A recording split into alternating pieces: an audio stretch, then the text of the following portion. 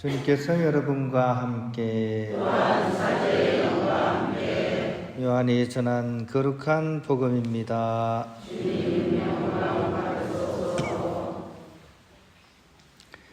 그때 예수님께서 제자들에게 말씀하셨다. 아버지께서 나를 사랑하신 것처럼 나도 너희를 사랑하였다. 너희는 내 사랑 안에 머물러라. 내가 내 아버지의 계명을 지켜 그분의 사랑 안에 머무르는 것처럼 너희도 내 계명을 지키면 내 사랑 안에 머무를 것이다. 내가 너희에게 이 말을 한 이유는 내 기쁨이 너희 안에 있고 또 너희 기쁨이 충만하게 하려는 것이다. 이것이 나의 계명이다. 내가 너희를 사랑한 것처럼 너희도 서로 사랑하여라. 친구들을 위하여 목숨을 내놓는 것보다 더 큰 사랑은 없다. 내가 너희에게 명령하는 것을 실천하면 너희는 나의 친구가 된다. 나는 너희를 더 이상 종이라고 부르지 않는다. 종은 주인이 하는 일을 모르기 때문이다. 나는 너희를 친구라고 불렀다. 내가 내 아버지에게서 들은 것을 너희에게 모두 알려주었기 때문이다. 너희가 나를 뽑은 것이 아니라 내가 너희를 뽑아 세웠다. 너희가 가서 열매를 맺어 너희의 그 열매가 언제나 남아있게 하려는 것이다.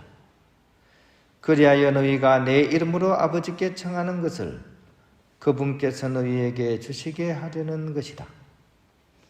내가 너희에게 명령하는 것은 이것이다. 서로 사랑하여라.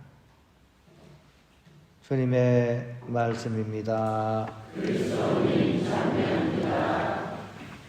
편할입니다. 오늘은 이 인사보다도 더 이렇게 중요한 인사가 있습니다. 오늘 복음에서 맨 마지막 부분에 주님께서 명령으로 내리신 인사가 있죠. 뭡니까? 서로 사랑하십시오. 그러니까 사랑합니다가 명령으로 받들어야 될 인사입니다. 옆에 계신 분하고 인사합시다. 사랑합니다. 예. 아유, 명령이 아주 충실하시네요. 그죠? 예. 자, 아웃시 미사 때는 우리 앞자리에 이렇게 두 분이 부부 간이신 것 같아요. 사랑합니다. 서로 머리를 탁 갖다 대면서 하셨는데, 오늘은 부부 간에 떨어져 있습니다. 그러니까 어쩔 수 없이 그냥 목례만 하셨습니다. 예. 자, 오늘 이 복음에서 저한테 제일 강렬하게 와닿았던 말씀은 13절의 말씀입니다. 친구들을 위하여 목숨을 내놓는 것보다 더 큰 사랑은 없다 하는 말씀입니다. 그러니까 친구를 위하여 목숨을 내는 것보다 더 큰 사랑은 없다. 이거에 관련된 수없이 많은 사자성어도 있죠. 그죠? 친구를 위하여 목숨을 바치는 것이 그토록 이렇게 소중한 것이기 때문입니다. 실제로 뭐 이런 우리 마음을 울리는 그런 사건들이 꽤나 있죠. 그죠? 한국전쟁, 1950년 한국전쟁 때 미 해병대에서 있었던 일입니다. 초소에서 KC와 로빈슨이라는 이 해병대 상병들이 초소를 지키고 있었는데 두 사람이 막 얘기를 하고 있는데 그 가운데로 수류탄이 날아왔습니다. 난리 났죠, 그죠? 그때 얘기를 나누던 KC 상병이 담배를 피우고 있었는데 피우던 담배를 탁 던지면서 친구인 로빈슨을 탁 쳐다보더니만 눈으로 윙크를 한번 탁 하고 그러고 나서 그 수류탄에 자기 몸을 던져버렸어요. 세월이 흘렀고 살아남은 로빈슨은 결국 사자가 되었다고 합니다. 그리고 이 사자가 수도원에 들어갔던 것 같아요. 그러니까 첫 서약을 하는 날 자기 이름을 바꿨습니다. 수도명이겠죠, 그죠? 수도명은 자기가 이름 바꿀 수 있거든요. 이 사람이 자기 이름이 로빈슨이었는데 자기 이름 앞에다가 친구 이름 케이스를 붙인 거예요. 그래서 케이시 로빈슨으로 이름을 바꾸었다고 합니다. 즉 친구를 위한 그런 죽음으로 새로운 삶의 길을 알게 되었기 때문입니다. 그래서 본인이 생각해 이제는 이 케이시가 아니라 내가 죽어야 될 때다 이렇게 생각을 하고 세속적인 그런 모든 욕심에 대해서 죽겠다는 그런 의미로서 이 케이시 로빈슨으로 이름을 바꾼 것이었습니다. 이와 같은 느낌과 의도로서 우리의 보신 예수님께서 오늘 우리에게 당부하시는 말씀이 하나 있습니다. 읽어보신 분은 아시겠죠? 몇 번이나 반복됩니다. 내 사랑 안에 머물러라 하는 그런 말씀입니다. 그리고 그 이유는 나의 기쁨이 너희 안에 충만하게 하려는 것이다 라고 부연 설명을 하고 계십니다. 어떻습니까? 여러분은 주님 사랑 안에 온전히 머물고 있고 주님께서 함께 하시는 그 기쁨이 정말 충만하게 느껴지는 그런 하루하루의 삶을 살아가고 있는지 오늘 복음을 통해서 질문을 던져보고 싶습니다. 약간 자신이 없으신 것 같아요. 애석하게도 저는 그렇지가 못합니다. 순수한 주님의 사랑을 원하면서도 그 사랑 안에, 그 기쁨 안에 머물지 못하는 경우가 많기 때문입니다. 또 하루가 멀다 하고 툭 하면 실수하고 또 죄를 짓고 그리고 하느님을 내 인생에서 이렇게 소외시킵니다. 나만 생각하느라 하느님을 생각할 겨를이 없습니다. 여러분은 안 그러십니까? 여러분은 저보다 형편이 좀 나으십니까? 얼굴이 말해줍니다. 프란시스코 교황님이 이런 말씀하셨다 그래요. 신앙의 기쁨을 찾지 못한 교우들의 얼굴은 마치 절여진 고추처럼 보인다.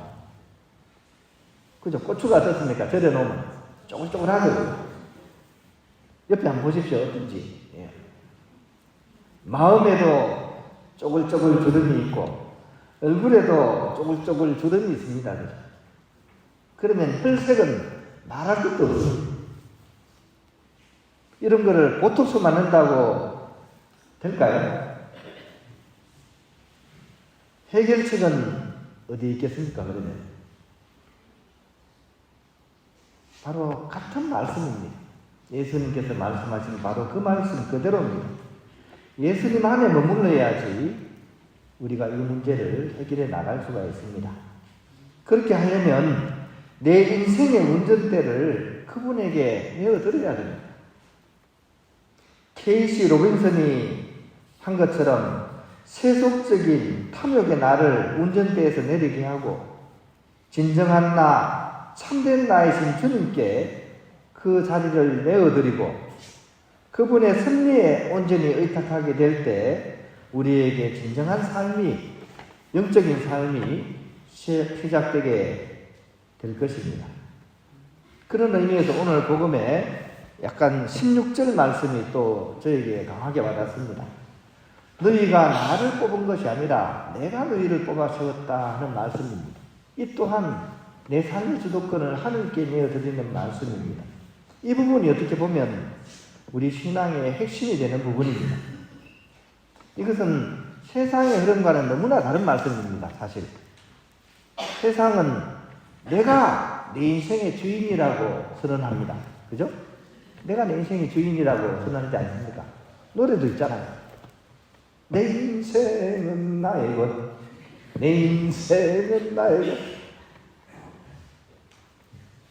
민혜경 씨였나요? 그죠? 노래를 좀 못 불러서 죄송합니다. 서점 나가보시죠. 서점 나가보면 어떤 책이 제일 많습니까? 대부분의 책이 성공학 책이죠. 그죠? 성공학. 성공하기 위해서. 성공이 뭡니까? 자아를 실현하는 거죠. 그죠? 내가 내 인생을 막 실현하기 위해서 그토록 많은 책이 쌓여져 있습니다. 이 부분이 우리 신앙과는 굉장히 다른 부분입니다. 타종교와도 다른 부분입니다. 그죠? 타종교와 결정적으로 차이가 나는 부분입니다. 타종교는 어떻게 합니까? 내가 수행을 해서 내 안의 생명을 내가 깨워내는 겁니다. 이게 타종교의 방법입니다. 근데 우리는 그렇지 않죠. 모든 주도권을 주님께 내어드리는 겁니다. 어떻게 보면 쉬워 보이는데 이게 상당히 어렵습니다. 여러분들이 제일 하기 싫어하는 일 중에 하나가 뭡니까? 저기 들어오시는 거죠. 고해서. 죽기보다 싫죠. 그 이유가 뭡니까? 고해서가 바로 나를 다 내려놓고 하나님께 맡기는 거거든요. 이게 사실 쉽지가 않습니다. 그래서 어려운 겁니다. 이런 측면을 모르면 어떻게 보면 그리스도교는 철저히 무력한 종교이기도 해요. 내가 아무것도 할 수 없으니까 정말 무력한 종교 아니겠습니까? 심지어 예수님께서는 수제자였던 베드로에게도 이런 얘기하죠. 네가 젊었을 때는 스스로 허리띠를 메고 원하는 곳으로 다녔어. 하지만 늙어서는 다른 사람들이 너에게 허리띠를 메어주고서 네가 원하지 않는 곳으로 데려갈 것이다. 이 수제자의 일생도 어떻습니까? 무력하기 거지가 없죠, 그죠? 하지만 그 뒷부분을 안 읽어서 그렇습니다. 그 뒤에는 어떻게 되어 있습니까? 예수님께서 이렇게 말씀을 하신 것은 베드로가 어떠한 증무로 장차 하나님을 영광스럽게 할 것인지를 가르치신 것이다 라고 설명이 되어 있는 거죠.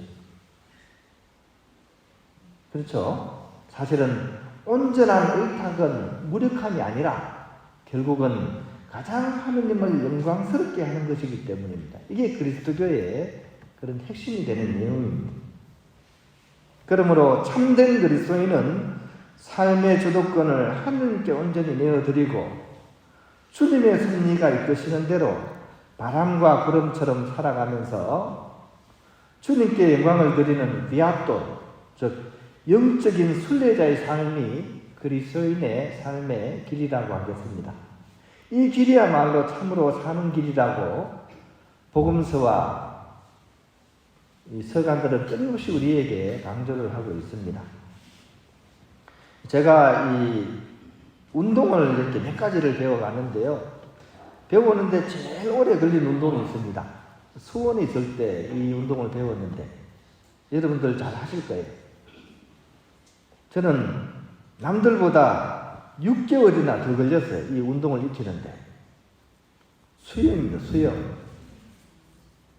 나중에 알았습니다. 왜 내가 이렇게 남들보다 이렇게 잘 안 되는지. 제가 보기는 안 그래도 고집이 엄청 셉니다. 그리고 내 팔림만 믿습니다. 근데 수영은 어떤 운동입니까? 수영은 죽어야 사는 운동입니다. 물에 빠지면 죽을 것 같아도 물에다가 나를 온전히 맡기고 죽은 듯이 누워야만이 몸이 뜨고 숨을 쉴 수 있으며 비로소 나아갈 수 있는 운동, 그것이 바로 수영입니다. 반대로 힘이 세다고 자랑하던 사람들이 물에서 부덕부덕거리다가 물 먹고 죽는 겁니다. 인생은 고통의 바다라고 합니다. 그러니까 이 바다에서 어떻게 살지를 우리 복음은 우리에게 정말 잘 알려주는 것 같습니다. 이 바다에서 끝까지 살아남으려면 나의 힘을 빼고 주님께 모든 것을 맡기고 죽은 듯이 누울 수 있어야 돼요. 그때 비로소 사도 바울께서 말씀하신 것처럼 이제는 내가 사는 것이 아니라 주님께서 내 안에 사시는 것입니다 라는 고백을 우리 또한 할 수 있게 될 것입니다. 오늘 강론을 마치면서 다시 한번 앞부분에 예를 들었던 그 KC 상병의 이야기를 기억하면 좋겠습니다. 싱긋 웃으면서 나를 대신해서 십자가 수류탄 위에 몸을 던지셨던 우리의 가장 친한 친구 예수님을 기억하면서 이제는 내 차례가 됩시다 라는 결심을 다시 했으면 좋겠습니다. 우리 신앙인들의 이름 뒤에는 항상 내 이름 뒤에 그리스도라는 이름이 붙어 있습니다. 우리 친구이셨던 예수님께서 우리 삶에 동반하시기 때문입니다. 그래서 내 힘으로 살 것이 아니라 친구이신 주님께 모든 것을 맡겨드리고 그분의 섭리에 따라 내 인생을 운행하는 그런 지혜롭고 슬기로운 그리스도인, 제 입장에서는 분도 그리스도의 삶을 살아갈 수 있도록 최선을 다하는 그런 하루가 되어야겠습니다.